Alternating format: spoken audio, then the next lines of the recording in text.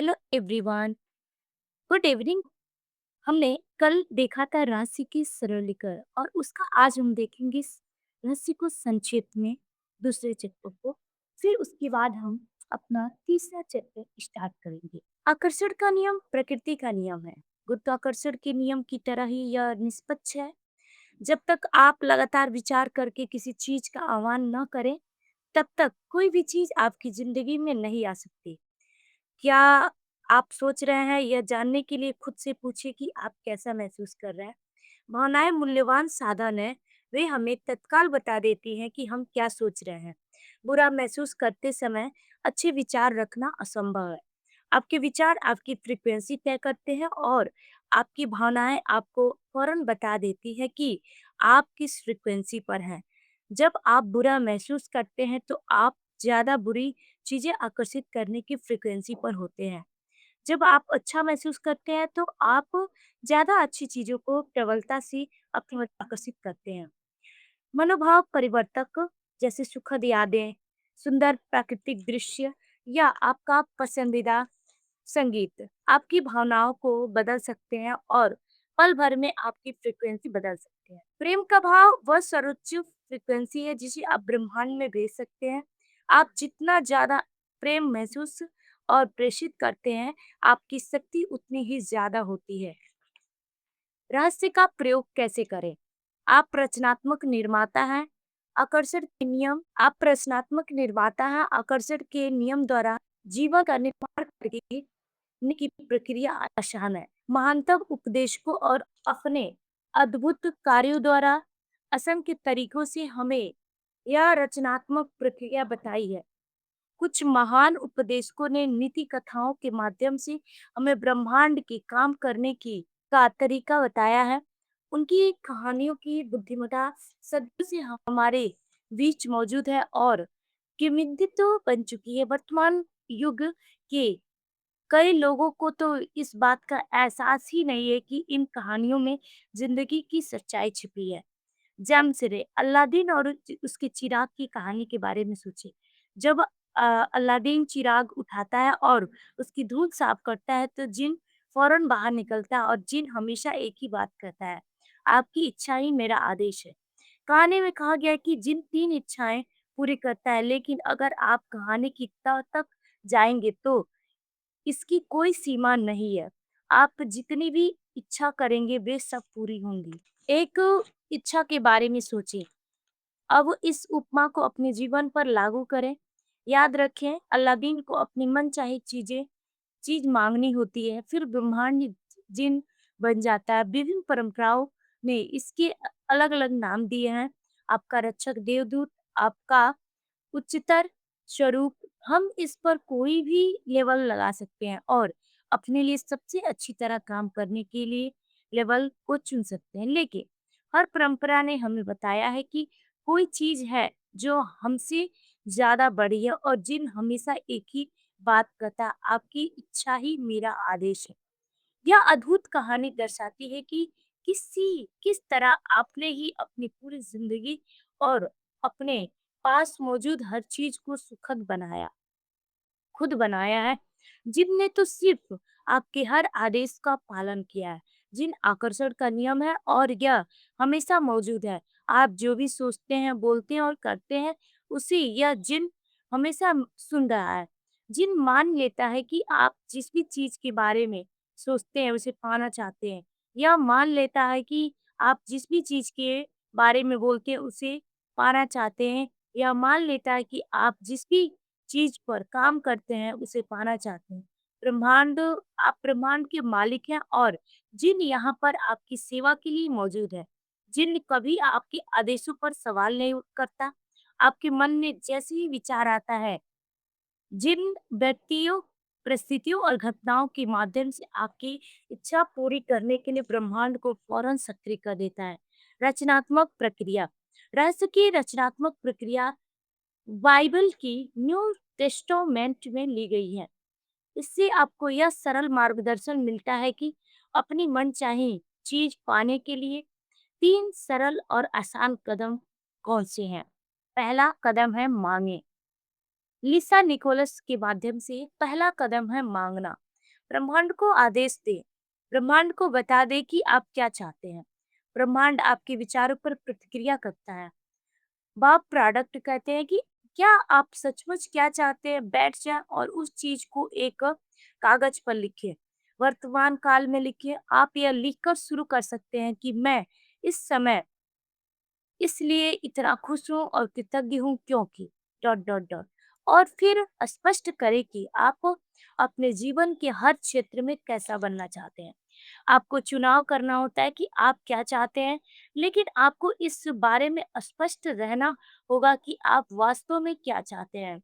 यह आपका काम है। अगर आप स्पष्ट नहीं है तो आकर्षण का नियम आपको आपकी मनचाही चीज़ें नहीं दे सकता। अगर आप मिश्रित फ्रीक्वेंसी भेजेंगे, तो आपको सिर्फ़ मिश्रित परिणाम ही मिल सकते हैं। शायद ज़िंदगी में पहली बार यह पता लगाएँ कि आप वास्तव में क्या चाहते हैं।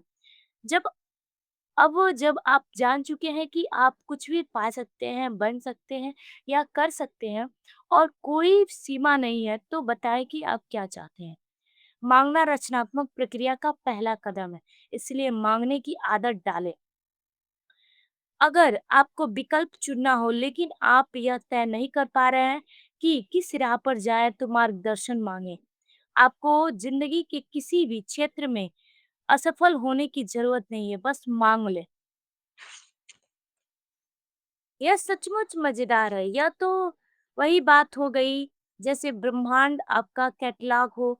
आप इसके पन्ने पलटते हैं और कहते हैं मैं इस घटना को पसंद करूंगा, मैं उस चीज को पसंद करूंगा, मैं ऐसा व्यक्ति बनना पसंद करूंगा। आप ब्रह्मांड को अपना ऑर्डर दे देते हैं। यह दरअसल इतना ही आसान है। आपको बार बार मांगने की जरूरत नहीं है, बस एक बार माँगना ही काफ़ी है। और यह किसी कैटलॉग से ऑर्डर देने जैसा है। आप सिर्फ़ एक बार ही किसी चीज़ का ऑर्डर देते हैं। एक बार ऑर्डर देने के बाद आपके मन में यह शंका नहीं होती है कि आपका ऑर्डर पहुँचा होगा या नहीं। आप घबराकर दूसरी बार, तीसरी बार या चौथी बार ऑर्डर नहीं देते हैं। आप सिर्फ़ एक बार ऑर्डर देते हैं। यही रचनात्मक प्रक्रिया में भी होता है। पहला कदम सिर्फ़ इस बारे में स्पष्ट होना है कि आप क्या चाहते हैं। अगर आपने अपने दिमाग में स्पष्ट कल्पना कर ली, तो आपने मांग लिया है। दूसरा कदम है यकीन करें। लिसा निकोलस के माध्यम से कहते हैं कि दूसरा कदम यकीन करना है। यकीन करें कि वह चीज आपकी हो चुकी है। मैं इसे इसे अटल आस्था कहना पसंद करती हूँ। अदृश्य में यकीन करना। आपको यकीन करना होगा कि वह चीज आपकी हो चुकी है, मिल चुकी है। आपको विश्वास होना चाहिए कि जिस पर आपने उसे माँगा है, उसी पर आपकी हो चुकी है। आपको पूरी और पक्की आस्था रखनी है।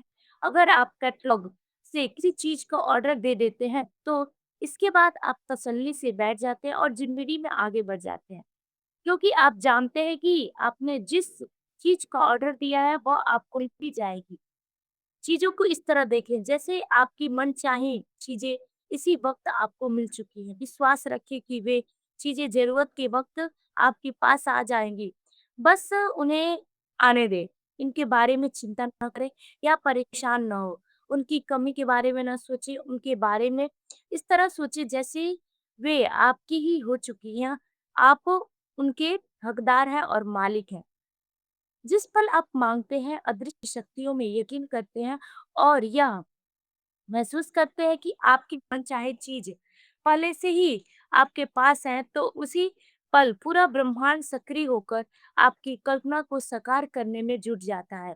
आपको इस तरह काम करना, बोलना और सोचना है जैसे आप इसे अभी हासिल कर रहे हैं, क्योंकि ब्रह्मांड एक आईना है और आकर्षण का नियम आपके प्रबल विचारों को साकार करके आप तक पहुंचाता है। तो आपको क्या इसमें समझदारी नहीं है कि आप उसे खुद को पाता देखें? अगर आप यह सोचेंगे कि वह चीज आपको अब तक नहीं मिली है, तो आप उस चीज के न मिलने को आकर्षित कर लेंगे। इसलिए आपको यकीन करना होगा कि आप उसे हासिल कर चुके हैं। आपको यकीन करना होगा कि वह चीज आपको मिल चुकी है।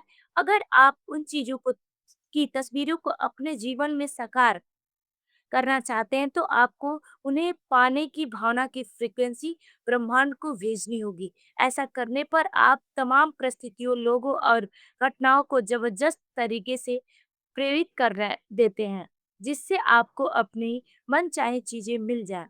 जब आप वैकेशन की बुकिंग करते हैं, एक कार का ऑर्डर देते हैं या मकान खरीदते हैं, तो आप जानते हैं कि वे चीज़ें आपकी हो चुकी हैं।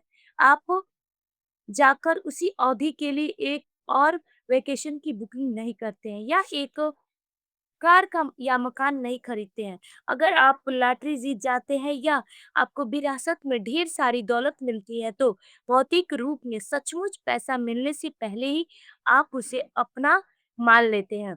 इसे ही यकीन करने की भावना कहते हैं। यकीन करें कि वह चीज़ आपकी हो चुकी है, आपको मिल चुकी है। प्रबल भावना से उन चीज़ों पर दावा करें, उन्हें आप चाहते हो और यकीन करें कि आपकी हो चुकी है।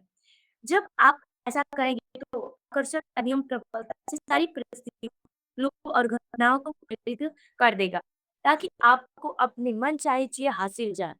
यकीन करने के बिंदु तक किस तरह पहुँच सकते हैं? यकीन करने का नाटक करें, बच्चों की तरह नाटक करें। नाटक एक ही आपके पास हो। जब आप नाटक करते रहेंगे, तो धीरे-धीरे आप इस बात पर यकीन करने लगेंगे कि वह चीज़ आपको मिल चुकी है। जिन सिर्फ़ आपके माँगे समय ही प्रबल विचारों पर प्रतिक्रिया नहीं करता है, प्रक्रिया को ध्यान देता है, सुनता है और उसपे इसलिए माँगने के बाद भी आपको यकीन रखने की ज़रूरत होती है। आस्था रखें, आपको यह चीज़ मिल चुकी है, इस बारे में आपका अटल विश्वास, आपकी अडिग आस्था, आपकी सबसे बड़ी शक्ति है। जब आप यकीन करते हैं वह चीज़ आपको मिल रही है, तो जादू देखने के लिए तैयार हो जाएँ। आप जो चाहें पा सकते हैं, बशर्ते आप उसे पाने अपने विचारों की सोच में ढालने का तरीका जानते हो। ऐसा कोई सपना नहीं है जो साकार ना हो सके, बशर्ते आप अपने माध्यम से काम कर रही रचनात्मक शक्ति का प्रयोग करना सीख लें। जो तरीके एक व्यक्ति के लिए काम करते हैं, वे सबके लिए काम करेंगे। आपके पास जो है, उसके प्रयोग में ही शक्ति की कुंजी है। इस तरह आप अपने पाने के द्वार को ज़्यादा खोल लेते हैं। ताकि आपके माध्यम से ज़्यादा रचनात्मक शक्ति प्रवाहित हो सके। रॉबर्ट क्लारियन, डॉक्टर जो विटाल, ब्रह्मांड आपकी मनचाही चीज़ आप तक पहुँचाने के लिए खुद को दोबारा व्यवस्थित करने लगता है। जैक कैनफील्ड, हम में से ज़्यादातर लोग ने कभी खुद को वह चाहने की अनुमति ही नहीं दी, जो हम सचमुच चाहते हैं, क्योंकि हम यह नहीं समझ पाते कि वह चीज़ कैसे प्रकट होगी। अगर आप बस थोड़ा शोध करें तो आपके सामने यह स्पष्ट हो जाएगा कि जिस भी इंसान ने आज तक जो भी चीज़ हासिल की, उसे यह मालूम ही नहीं था कि वह इसे कैसे हासिल करने वाला है। तो बस इस इतना जानता था कि वह इसे हासिल करने वाला है। आपका यह जानने की ज़रूरत नहीं है कि यह कैसे होगा, आपको यह जानने की भी ज़रूरत नहीं है कि आप ब्रह्मांड को खुद को दोबारा व्यवस्थित कैसे करेंगे। यह कैसे होगा या ब्रह्मांड उस चीज़ को आप तक कैसे पहुँचाएगा, यह चिंता करना आपका काम नहीं है। यह तो ब्रह्मांड का काम है, उसे अपना काम करने दें। जब आप यह पता लगाने की कोशिश करते हैं कि यह काम कैसे होगा, तो आपके द्वारा भेजी गई वाली फ्रीक्वेंसी में आस्था का अभाव होता है। इससे लगता है कि आपको यह यकीन नहीं है कि वह चीज़ पहले से ही आपके पास मौजूद है। आपको लगता है कि यह काम भी आपको ही करना है और आपको इस बात पर यकीन नहीं है कि ब्रह्मांड उस काम को आपके लिए अपने आप कर देगा। रचनात्मक प्रक्रिया में कैसे के बारे में सोचना आपका काम नहीं है। काम कैसे होगा, आप यह बात नहीं जानते। यह तो आपको बाद में पता चलेगा, तरीका अपने आप आपकी ओर आकर्षित होगा। लिशा निकोलस के द्वारा जब हमें मांगी हुई चीजें नजर नहीं आती, तो ज्यादातर मामलों में हम कुंठित हो जाते हैं, हम निराश हो जाते हैं, हम शंका करने लगते हैं। शंका से निराशा की भावना आती है, इसलिए शंका को विश्वास में बदल लें। शंका की भावना को पहचानें और उसकी जगह पर अटल आस्था की भावना रखें। मैं जानता हूँ कि वह चीज़ मेरी ओर आ रही है और रास्ते में है। कदम, तीसरा कदम है पाएँ। लिसा निकोलस के द्वारा प्रतिक्रिया का तीसरा और आखिरी कदम है पाना। इसके बारे में अच्छी भावनाएँ महसूस करें। उसी तरह महसूस करें जिस तरह आप उस बिच चीज़ को पाने के बाद महसूस करेंगे। इसे अभी महसूस करें। असीस सिमॉफ, इस प्रक्रिया में अच्छा महसूस करना और खुश रहना महत्वपूर्ण है, क्योंकि अच्छा महसूस करते समय आप खुद को उस फ्रीक्वेंसी पर रख देते हैं, जिस पर आपकी मनचाही चीज़ें हैं। यह ब्रह्मांड भावनाओं से संचालित है। अगर आप सिर्फ बौद्धिक दृष्टि से किसी चीज में यकीन करते हैं लेकिन आपके मन में उसके अनुरूप भावना नहीं है, तो हो सकता है कि आपके आग्रह में इतनी शक्ति ना हो कि आप अपनी मनचाही चीज़ों को अपने जीवन में साकार कर सकें। आपको इसे महसूस करना होता है। एक बार माँगे, फिर यकीन करें कि आप उसे पा चुके हैं और फिर अच्छा महसूस करके उसे पा लें। जब आप अच्छा महसूस करते हैं तो आप पाने की फ्रीक्वेंसी पर हैं। आप सारी अच्छी चीज़ों को अपनी ओर ले जाने की फ्रीक्वेंसी पर हैं और आपको माँगी हुई चीज़ मिल जाएँगी। ज़ाहिर है आप सिर्फ़ वही चीज़ माँगेंगे जिसके मिलने पर आपको अच्छा महसूस हो। है ना? इसलिए अगर आप खुद को अच्छा महसूस करने की फ्रीक्वेंसी पर ले जाते हैं तो आप उसे पा लेंगे। खुद को उस फ्रीक्वेंसी तक पहुँचाने का एक तेज़ तरीका यह करना है, मैं इसे अभी पा रहा हूँ। मुझे अपने जीवन में तमाम अच्छी चीज़ें इसी समय मिल रही हैं। मैं यहाँ अपनी इच्छा भर लें इसी समय पा रहा हूँ और मिलने की भावना को सचमुच महसूस करें। इस तरह महसूस करें जैसे आपने उस चीज़ को वाक़ई पा लिया हो। मेरी एक प्रिय मित्र मार्सी में ज़बरदस्त कल्पनाशीलता है। वह महसूस करती है कि मनचाही और माँगी हुई चीज़ मिलने पर उसे कैसा महसूस होगा। वह हर चीज़ को सचमुच महसूस करती है। वह इस मामले में नहीं उलझती है कि वह चीज़ें उसे कैसे, कब और कहाँ मिलेगी। वह तो बस उसे महसूस करती है और फिर वह चीज़ प्रकट हो जाती है। तो इसी समय अच्छा महसूस करें। जब आप किसी कल्पना को हकीकत में बदल लेते हैं तो आप ज़्यादा बड़ी कल्पनाएँ करने की स्थिति में आ जाते हैं और यही रचनात्मक प्रक्रिया है। आप प्रार्थना में जो भी माँगेंगे, यकीन करने पर उसे पा लेंगे। जिन भी चीज़ों की आप इच्छा करते हैं, जब आप प्रार्थना करते हैं और यकीन करते हैं कि आप उन्हें पा लेंगे, तो आप उन्हें सचमुच पा लेंगे। आकर्षण का नियम आप इसका अध्ययन और अभ्यास बस इस यह अनुमान लगाना है कि इसी समय अपने मन चाही चीजें पाने की भावना उत्पन्न करने का सबसे अच्छा तरीका कौन सा है। अपनी मन चाही कार में टेस्ट ड्राइव पर जाएं, अपने मन चाहे मकान की शॉपिंग पर जाएं, अपने मन चाहे मकान के भीतर जाएं। इसी समय मन चाही चीजों का मालिक बनने की भावनाएं उत्पन्न करने के लिए आपको जो भी करना पड़े, करें और अपनी भावनाओं को याद रखें। इतना सब करने से आपको अपनी मनचाही चीज़ें सचमुच पाने में मदद मिलेगी। जब आप ऐसा महसूस करते हैं जैसा मनचाही चीज़ें आपको मिल चुकी हैं और यह भावना इतनी सच्ची होती है जैसे वह आपके पास मौजूद है, तो इसका मतलब यह है कि आपको यकीन हो चुका है कि आप उसे पाएँगे और फिर आप उसे पा लेंगे। हो सकता है कि आप जागने पर उस चीज को महसूस मौजूद देखें या सचमुच साकार हो चुकी है या फिर आपको ये अचानक कोई काम करने की प्रेरणा मिल जाए। आपको निश्चित रूप से यह नहीं कहना चाहिए, देखिए मैं इसे इस तरह से कर सकता हूँ लेकिन यह मुझे पसंद नहीं है। अगर स्थिति यह है तो आप सही रास्ते पर नहीं है। कई बार कर्म करने की ज़रूरत होगी, लेकिन अगर आप उसे सही उसी तरीके से कर रहे हैं, जिस तरीके से ब्रह्मांड इसे आप तक पहुँचाने की कोशिश कर रहा है, तो आप खुशी की भावनाएँ महसूस करेंगे, आप उत्साहित महसूस करेंगे, समय जैसे ठहर जाएगा, आप उस काम को बिना थके दिन भर कर सकते हैं। कर्म का मतलब कई बार कई लोगों के लिए काम हो सकता है, लेकिन प्रेरित कर्म कर्म ज काम जैसा बिल्कुल महसूस नहीं होगा। प्रेरित कर्म और काम के बीच फ़र्क यह है कि प्रेरित कर्म वह है जब आप पाने के लिए काम कर रहे हैं। अगर उस आप उस चीज़ को साकार करवाने के लिए काम कर रहे हैं तो आप पीछे चल गए हैं। प्रेरित कर्म प्रयास रहित होता है और इससे अद्भुत महसूस होता है क्योंकि आप पाने की फ्रीक्वेंसी पर होते हैं। कल्पना करें कि जिंदगी तेजी से बहती नदी है। किसी चीज को किसी चीज को साकार करवाने के लिए काम करते समय ऐसा महसूस होगा जैसे आप नदी के बहाव के खिलाफ तैयार हैं।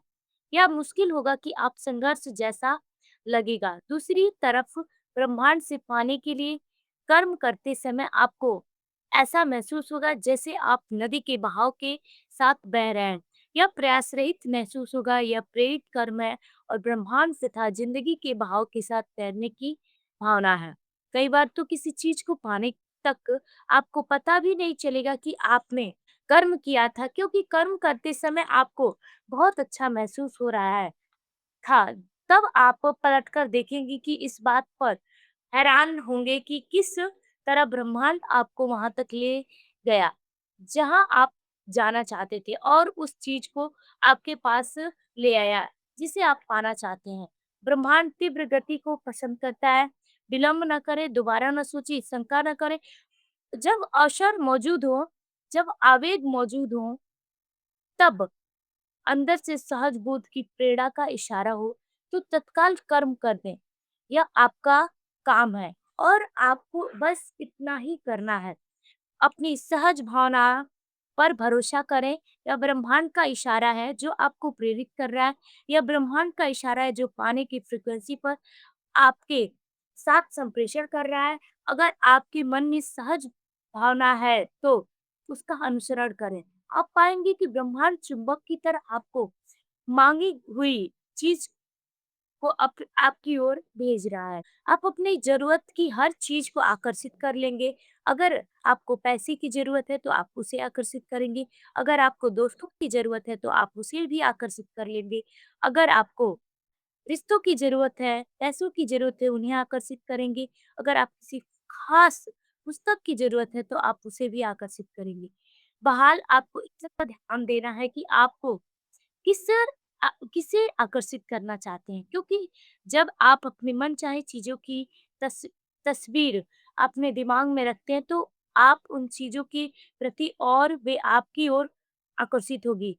वे चीज़ें सचमुच आपके माध्यम से साकार हो जाती है और वास्तविकता में बदल जाती है और ऐसा आकर्षण नियम के कारण होता है।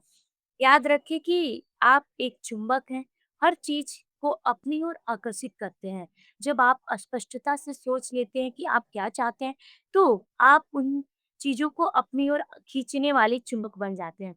आप जिन चीज़ों को चाहते हैं, वे आपकी ओर चुंबकीय आकर्षण से खींची चली जाएँगी। आप जितना ज़्यादा अभ्यास करेंगे और अब आकर्षण के नियम को अपनी ओर जितनी ज़्यादा चीज़ें लाते रहेंगे, आप उतने ही ज़्यादा बड़े चुंबक बन जाएँगे, क्योंकि आपने आस्था, विश्वास और ज्ञान की शक्ति का प्रयोग किया।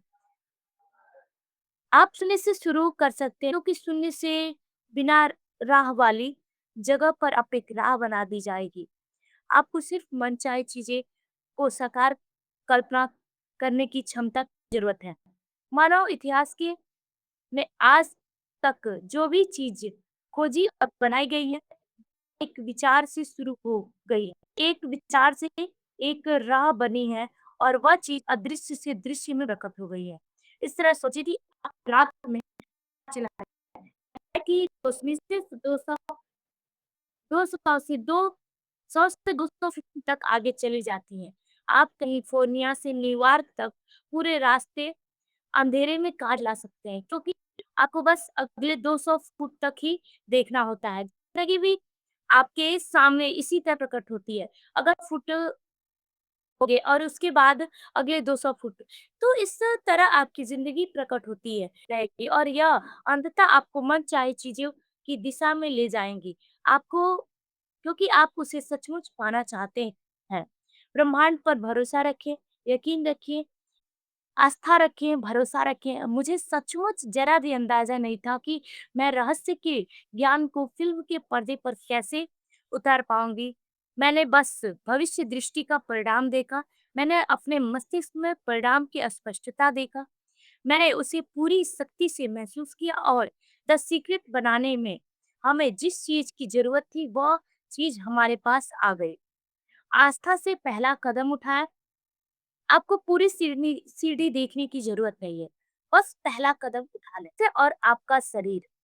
आइए, अब हम रचनात्मक प्रक्रिया का इस्तेमाल उन लोगों के लाभ के लिए करते हैं जो यह महसूस करते हैं कि उनका वज़न ज़्यादा है और जो अपना वज़न कम करना चाहते हैं।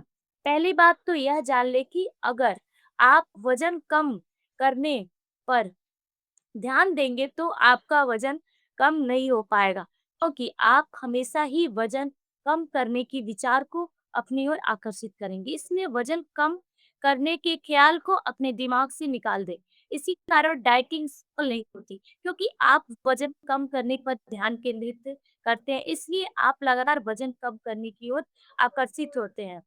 दूसरी बात यह जानना है कि ज़्यादा वज़न की स्थिति इसके बारे में विचार करने के कारण उत्पन्न हुई है। इससे मूलभूत शब्दावली में अगर किसी का वज़न ज़्यादा है और मोटे विचार सोचने वाला है, चाहे वह उस व्यक्ति को इस बात का एहसास हो या ना हो, दुबले विचार सोचकर कोई मोटा नहीं हो सकता। यह आकर्षण के नियम की सरासर अवहेलना होगी। भले ही लोगों को यह बात बताया गया है कि उनकी थायराइड ग्रंथि धीमी गति से काम करती है, उनका उप मेटाबॉलिज्म धीमा है और उनका मोटापा आनुवांशिक है, लेकिन ये सभी चीज़ें मोटे विचार सोचने के बहाने हैं। अगर आप इनमें से किसी भी स्थिति को खुद पर लागू करते हैं और उस पर यकीन करते हैं, तो यह आपका अनुभव बन जाएगा और आप ज़्यादा वज़न को अपनी ओर आकर्षित करते रहेंगे। 2 बेटियाँ होने के बाद मेरा वज़न बढ़ गया। मैं जानती हूँ कि ऐसा उन संदेशों को सुनने और पढ़ने के कारण हुआ था, जिसके कारण एक बच्चा पैदा होने के बाद वज़न कम करना मुश्किल होता है और दूसरे बच्चे के बाद और भी ज़्यादा मुश्किल होता है। मैंने मोटे विचारों का आह्वान किया और मेरा अनुभव बन गया। मैं सचमुच मुटिया गई और मैंने अपनी मोटापे की तरफ जितना ज़्यादा ध्यान दिया, उतने ही ज़्यादा मोटापे को अपनी ओर आकर्षित करने लगी। नाटी होने के बावजूद मेरा वज़न 143 पाउंड हो गया, सिर्फ़ इसलिए क्योंकि मैंने मन में मोटे विचार थे। आम लोगों की तरह ही मैं भी सोचती थी कि मेरा वज़न भोजन के कारण बढ़ा हुआ है। इस धारणा से आपको कोई लाभ नहीं होता है और जब आप इसे कोरी बकवास मानती हैं, भोजन के कारण वज़न नहीं बढ़ता। अगर भोजन आपका वज़न बढ़ाता है तो ऐसा आपके विचार के कारण होता है। भोजन से वज़न बढ़ता है। याद रखें, विचार ही हर चीज़ का मूल कारण है। बाकी चीज़ें उन विचारों का परिणाम है। आदर्श विचार सोचेंगे तो वज़न भी आदर्श होगा। सभी सीमित करने वाले विचारों को दिमाग से निकाल दें। भोजन आपका वज़न तब तक नहीं बढ़ा सकता जब तक आप यह ना सोचें कि यह कर सकते हैं। आदर्श वज़न की परिभाषा, वज़न वह वज़न है जो आपको अच्छा महसूस हो। किसी दूसरे की राय महत्वपूर्ण नहीं है। महत्वपूर्ण तो वह आदर्श वज़न है जिसमें आप अच्छा महसूस करते हैं। इस बात की बहुत संभावना है कि आप किसी ऐसे दुबले व्यक्ति को जानते होंगे जो घोड़े की तरह ठूस-ठूस कर खाने के बाद गर्व से घोषणा करता होगा कि मैं जितना चाहे खा सकता हूँ, लेकिन मेरा वज़न हमेशा आदर्श रहता है। और ब्रह्मांड का जिन कहता है कि आपकी इच्छा ही मेरा आदेश है।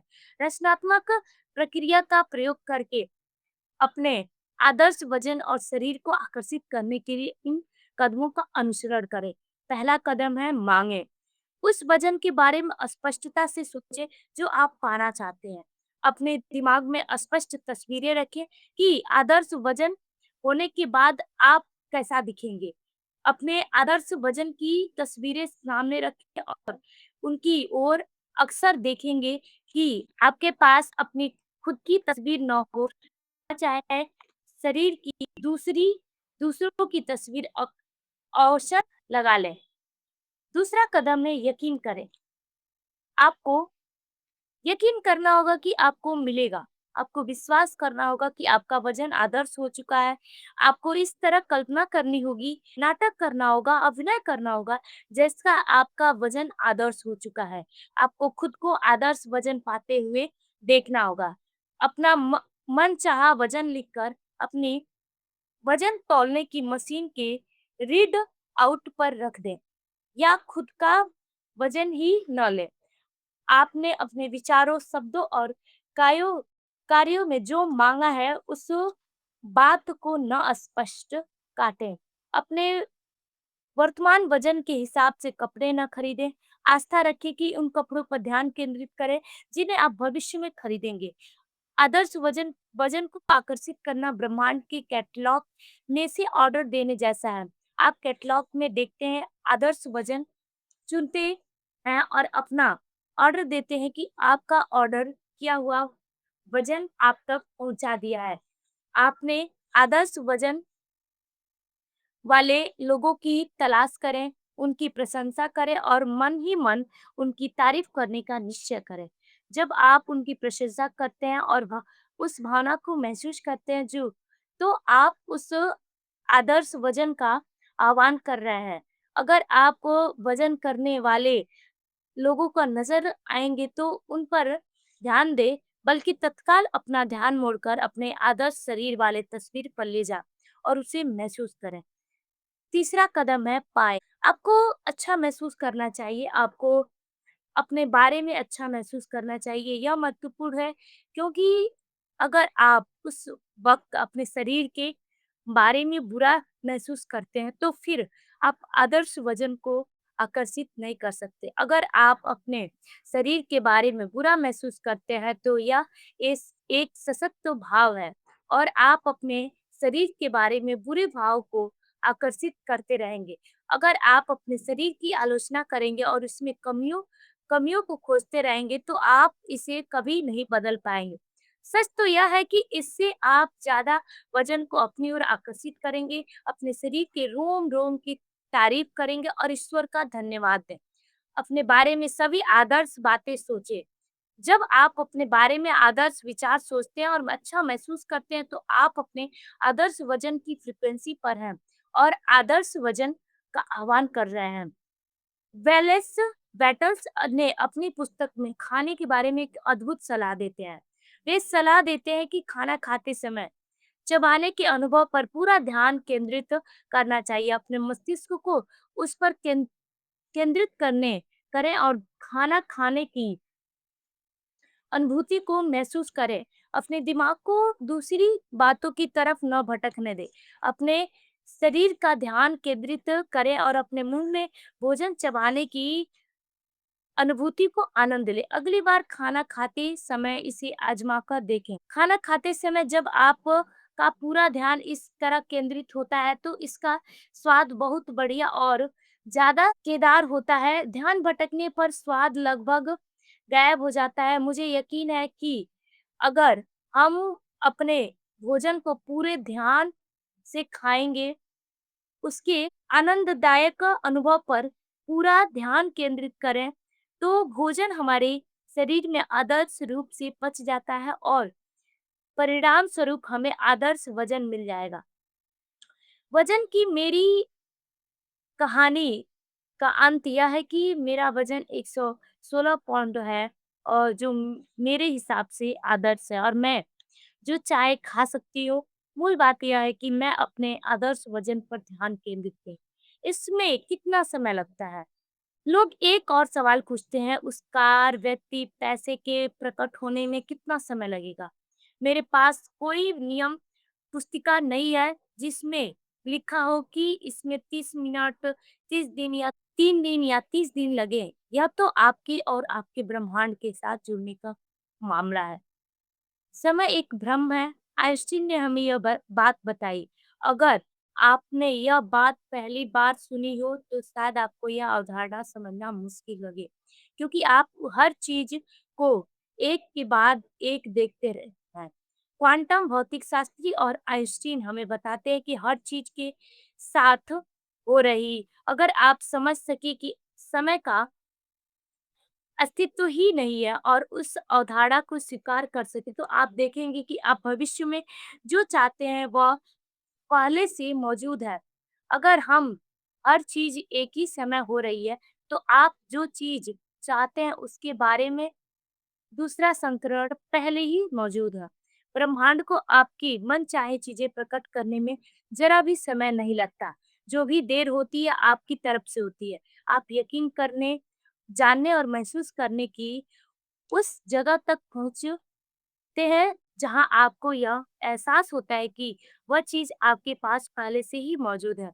आप अपने मनचाही चीज़ों की फ्रीक्वेंसी तक पहुँचने में समय लगा देते हैं। जब आप उसे फ्रीक्वेंसी पर पहुँचा देते हैं, तो आपकी मनचाही चीज़ें प्रकट हो जाती हैं। आज के लिए इतना ही, फिर हम कल दूसरी नेक्स्ट वीडियो में इसका आधा पार्ट देखते हैं, रहस्य का प्रयोग कैसे करें। आशा है कि आपको यहाँ तक समझ में आया कि ये रहस्य क्या है। रहस्य हमारे विचारों की ही फ्रीक्वेंसी है। जैसे हमारे दिमाग में विचार आज तक जो कुछ भी हमारी लाइफ में घटनाएँ घटी हैं, जैसे भी लोग हमारे जैसा एनवायरनमेंट है, जैसा हमने फ़ील किया, ये हम सब कुछ हमने ही आकर्षित किया है अपने विचारों के माध्यम से।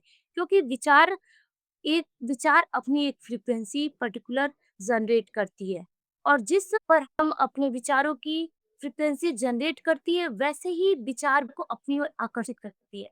हम इसको इस तरह समझ सकते हैं कि हम अपना एंटीना छत पर सेट करते हैं और उसका रिमोट हम रूम में रख के अपने टीवी पे हर चैनल को बदल कर आप अपने मनचाही चीज़ें देख सकते हैं।